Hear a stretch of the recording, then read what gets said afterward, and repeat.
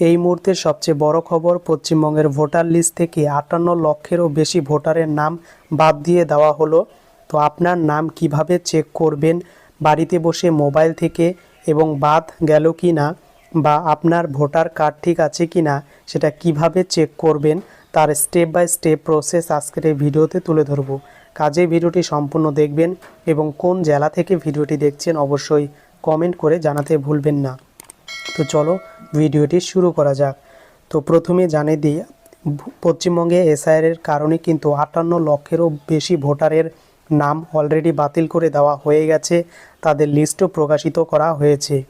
নিজের নাম কিভাবে আপনারা আপনাদের ডিস্ট্রিক্ট ওয়াইজ, আপনাদের পার্ট নাম্বার ওয়াইজ দেখবেন সেটা আপনি চেক করতে পারবেন নিজের মোবাইলে। প্রথমত এই গুগল ক্রোম ব্রাউজারে চলে যাবেন এবং গুগল ক্রোম ব্রাউজারের সার্চ বারে এখানে টাইপ করে দিতে হবে ভোটার পোর্টাল। এই ভোটার পোর্টাল কথাটা লিখে সার্চ করে দেওয়ার পর প্রথমে একটি ওয়েবসাইট চলে আসবে, অফিসিয়াল ওয়েবসাইট। এই ওয়েবসাইটে ক্লিক করবেন, তারপর এই ইন্টারফেসটা ওপেন হবে। একটু লোডিং নেওয়ার পর এই লিঙ্কটি ভিডিও ডেসক্রিপশনে দেওয়া থাকবে, সেখান থেকেও সরাসরি এখানে আসতে পারবেন।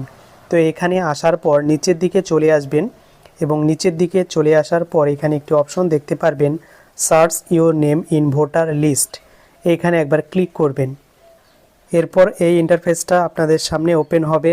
এখানে আপনার ভোটার কার্ডের নাম্বারটা এন্ট্রি করবেন। তো এন্ট্রি করার পর এখানে স্টেট চুজ করবেন, ওয়েস্ট বেঙ্গল।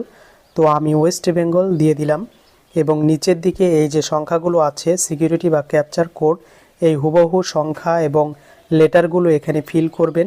ফিল করার পর নিচে সার্চ অপশন রয়েছে, এই সার্চ অপশনে ক্লিক করবেন।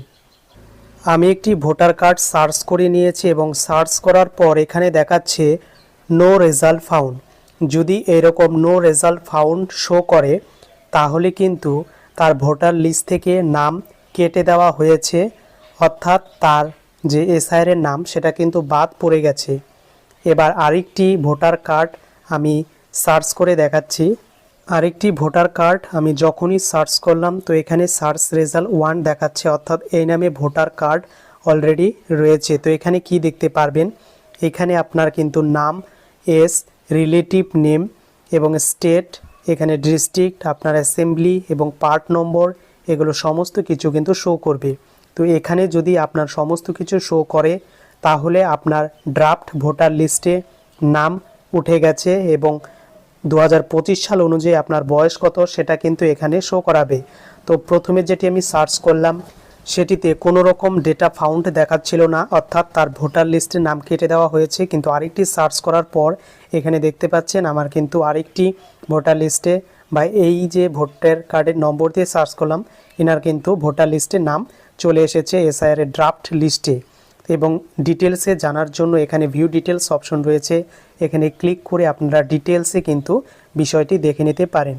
তো এইভাবে আপনারা মোবাইল থেকেই কিন্তু আপনাদের নাম ভোটার ড্রাফট লিস্টে উঠলো কি না সেটা ইজিলি চেক করতে পারবেন।